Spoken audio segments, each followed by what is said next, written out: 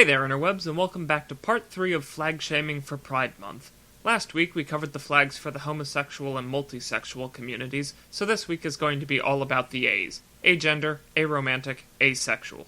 Also demisexual. Now let's get started. This is the current design for the Asexual Pride flag. It's yet another barcode, and this one's even more barcode-like than the others, given that 3 out of its 4 stripes are black, gray, and white. The color purple represents community, and the white and black represent sexuality and asexuality, respectively, while the gray stripe between them represents, the gray area between sexuality and asexuality, which is generally termed, you won't believe this, gray asexuality, or gray A's for short. Because asexual is often shortened to ace, the ace playing card has become one of the symbols of the community. Since the spade is the symbol generally most recognizable as an ace, that's what I used for my asexual redesign. Plus, if I used a heart or a diamond, I'd also have to change their color, because I wanted my redesign to keep the same 4 colors in horizontal stripes. I just replaced the top black stripe with an ace of spades and gave it some white fimbriation from that middle stripe.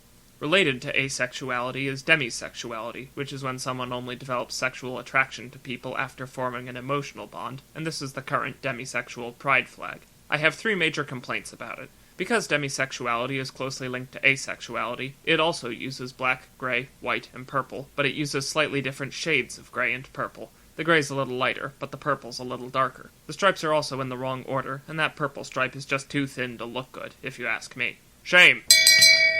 The one aspect about this design which I do like is that triangle along the hoist. It makes this one of the few pride flag designs that isn't exclusively a set of horizontal stripes, and the triangle shape evokes a stylized delta, or D, which stands for demisexual. That's good symbolism, and I respect the color-based reference to the asexual pride flag, but just about everything else here is terrible.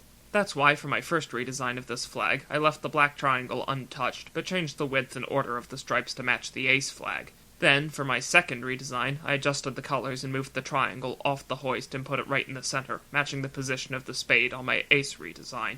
Also related to asexuality is aromanticism, which is a lack of romantic attraction, but not necessarily to the exclusion of sexual attraction. That being said, many people who identify as asexual also consider themselves to be aromantic, and vice versa.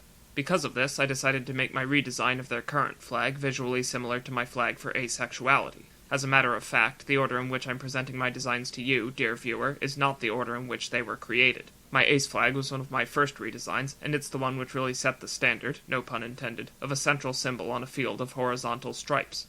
Anyway, this is the current flag of aromanticism. The black, white, and gray have the same meanings that they had on the ace flag, and the color green was allegedly chosen to symbolize aromanticism itself because it's the complementary color of red, which is most commonly associated with romance. This is my redesign, and I'm sure you can see the similarities to my ace redesign.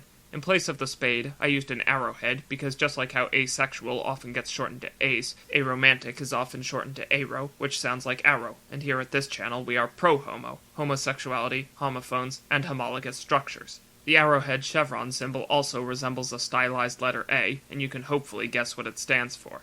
Now, say what you will about the demisexual design, I certainly already have, but at least its color-based similarity to the ace flag makes sense.